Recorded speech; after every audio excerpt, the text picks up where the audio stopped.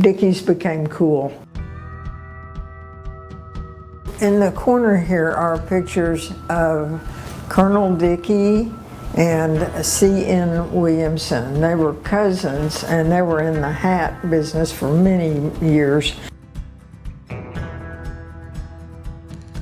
This saying up here, use it up, wear it out, make it do, or do without, was a popular saying in the country as a whole through the Depression and World War II. It just illustrates the mindset of people in general, that they needed to make garments and everything else they owned last as long as possible.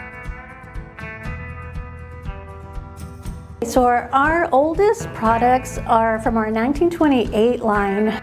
So we recognize these two. These are two that we did bring over from the school building when I was talking about bringing them over. And we recognize them in the photos that from our line list. So they are 100% cotton workwear uniforms, and they also show you and talked about the original, the Dickies Best logo. So that's how we were also able to place the date and the period of these garments too. Before World War II started, we started getting contracts for uniforms. So we're getting contracts in 1940. We're not in the war until December of 1941. But we shipped over 9 million uniforms during the war. And this little book here illustrates the number of employees that were in the service. There's 152 people on the list, and 12 of them are women. We often get customer garments that are worn and used with their story to it. And I think that there are celebrities, and that's why we show up to work every day.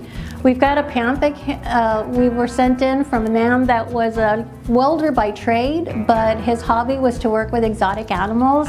And this one was sent, you can see a lot of the welding holes that have happened, but a tiger actually slashed through his pants too. So he sent us the story, and we love that about it.